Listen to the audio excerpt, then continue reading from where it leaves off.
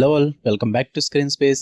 ఈ వీడియోలో Bhairavam Telugu movie review అయితే తెలుసుకుందాం. ఫైనల్లీ భయ్య చాలా కాలం తర్వాత మంచు మనోజ్ గారు, బెల్లంకొండ శ్రీనివాస్ గారు, నారా రోహిత్ గారు ఒక మూవీలో యాక్ట్ చేయడం జరిగింది. అండ్ థియేటర్స్ కూడా వచ్చింది మూవీ. నేనైతే పిచ్చ వెయిట్ చేశాను ఈ మూవీ కోసం. ఎందుకంటే స్టోరీ కోసమో కాన్సెప్ట్ కోసమో కాదు భయ్య, మూవీ ఎంటర్టైన్మెంట్ చేసినా చెయ్యకపోయినా పర్లేదు, కానీ నాకు ఇలా ముగ్గురు స్క్రీన్ మీద కనిపించడం అయితే కావాలి. నేను అందుకే వెయిట్ చేశా, మెయిన్ గా మంచు మనోజ్ గారి కోసం. అలాంటిది ముగ్గురు కలిపి ఒక మూవీతో అయితే రావడం జరిగింది.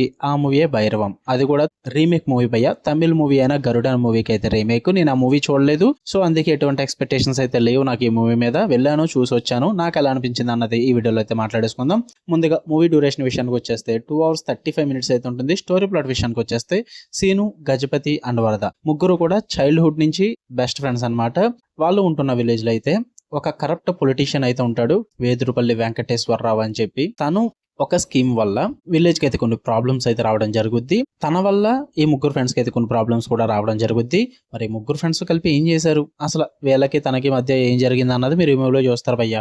ఇక ఫుల్ రివ్యూలోకి వెళ్ళిపోయే ముందు మీరు కనుక ఛానల్ కి కొత్తగా వచ్చుంటే welcome to screen space. Video ఖచ్చితంగా లైక్ చేయండి. థియేట్రికల్ రివ్యూస్ అంటే తెలుగు డబ్బెడ్ మూవీ రివ్యూస్ తో పాటు ఓటీటీలో రిలీజ్ అయ్యే other languages movies and web series genuine and quality content కోసం మన ఛానల్ సబ్స్క్రైబ్ చేసుకుని బెల్ ఐకాన్ ఆన్ లో పెట్టుకోండి. ఇక ఈ మూవీ విషయానికి వచ్చేస్తే ఫస్ట్ థింగ్స్ ఫస్ట్, నాకైతే ఓకే భయ్యా, మరీ సూపర్ గా అనిపించలేదు, యావరేజ్ గా కూడా అనిపించలేదు. ఓకే ఏదో పాసిబుల్ అయిపోయింది అంతే. అలాగే మూవీ అంతా కూడా. పాజిటివ్స్ విషయానికి వచ్చేస్తే మెయిన్ లీడ్స్ ముగ్గురు కూడా స్ట్రాంగ్ పర్ఫార్మెన్సెస్ అని చెప్పాలి భయ్యా. వాళ్ళని అలా స్క్రీన్ మీద చూస్తూ ఉంటే నేనైతే ఫుల్ గా సాటిస్ఫై అయిపోయాను నేను.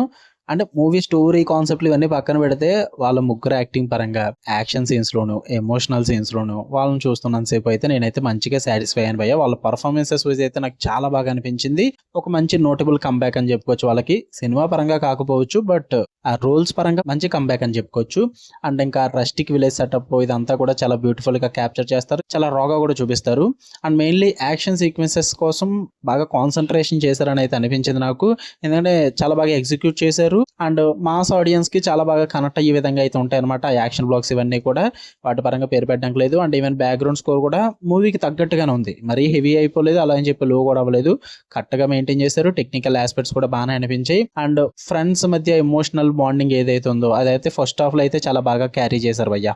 నెగిటివ్స్ విషయానికి వచ్చేస్తే ప్రెడిక్టబుల్ స్టోరీ లైన్. అది కూడా ఈ ఫ్రెండ్షిప్, బిట్రేయల్, రీయూనియన్ ఇలాంటి ట్రూప్స్ యూస్ చేసుకుని చాలా మూవీస్ అయితే చూసేసాం భయ్యా. కొత్తగా అయితే అనిపించదు. అంటే ఆ తమిళ్ ఫ్లేవర్ లో గరుడన్ బిగ్గెస్ట్ హిట్ అవ్వచ్చు, నేను అది చూడలేదు.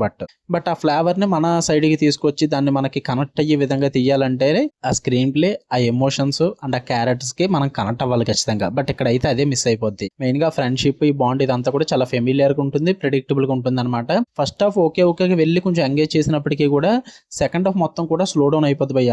చాలా ట్రాక్ చేస్తారు, ఆ మూమెంటం అయితే కోల్పోద్ది అనమాట. స్టోరీ మీద గ్రిప్ కూడా ఉండదు. చాలా సబ్ప్లాట్స్ అయితే క్రియేట్ చేసుకుంటారు, చాలా ప్లాట్ పాయింట్స్ అయితే ఉంటాయి, బట్ దేనికి కూడా అంత స్ట్రాంగ్ ఇంపాక్ట్ అయితే ఇవ్వలేరు. అండ్ మెయిన్ కాన్ఫ్లిక్ట్ ఏదైతుందో దానికి మూమెంటం కూడా కోల్పోద్ది అనమాట. అండ్ ఆ ఎమోషనల్ పే ఆఫ్ సీన్స్ కూడా అంతగా వర్కౌట్ అవ్వలేదు భయ్య. క్లైమాక్స్ కూడా ఎమోషనల్ గానే ట్రై చేస్తారు, బట్ అది కూడా అంతగా వర్కౌట్ అవ్వదు. ప్రెడిక్టబుల్ గానే ఉంటుంది, ఏదో కంప్లీట్ అవ్వలేదన్న ఫీల్ అయితే వచ్చేస్తుంది అనమాట మీకు. అండ్ సపోర్టింగ్ క్యారెక్టర్స్ కూడా అంతగా వర్కౌట్ అవ్వవు.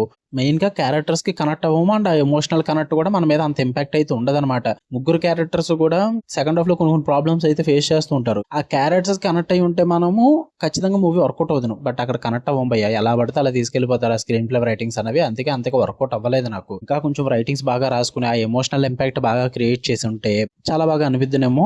బట్ వీక్ రైటింగ్స్ ఉన్నాయి, ఎమోషనల్ కనెక్ట్ లేదు, స్క్రీన్ ప్లే వర్కౌట్ అవ్వలేదు, స్టోరీలో కూడా అంత స్ట్రెంత్ అయితే లేదు, పైగా చాలా ఫెమిలియర్ గా అనిపించింది. సెకండ్ హాఫ్ అంతా కూడా నాకైతే డల్ అయిపోయిందని చెప్తా. అందుకే నాకు మూవీ అంతగా వర్కౌట్ అవ్వలేదు భయ్య. ఓకేగా వెళ్ళిపోయింది. మీరు గనక మంచు మనోజ్ గారిని, నారా రోహిత్ గారిని, బెల్లంకొండ శ్రీనివాస్ గారిని ఒకే స్క్రీన్ మీద అలా చూసి ఒకే మూవీలో ఎంజాయ్ చేద్దాం అనుకుంటే, ఓన్లీ వాళ్ళ కోసం వెళ్దాం అనుకుంటే, మీ దగ్గర అమౌంట్ ఉండి మీ దగ్గర టైం ఉంటే వెళ్ళండి భయ్య, ఎంజాయ్ చేయండి. ఓకేగా వెళ్ళిపోద్ది మూవీ అయితే. మీ ఇష్టం, మరి మీ ఓపిక. మీకు కనుక రివ్యూస్ చూడడం లైక్ చేయండి, షేర్ చేయండి, మీ ఒపీనియన్స్ కూడా కామెంట్ చేయండి. ఇలానే మరిన్ని interesting movies and web series reviews కోసం బెల్ ఐకాన్ ఆన్ లో పెట్టుకోండి. Love you all, by.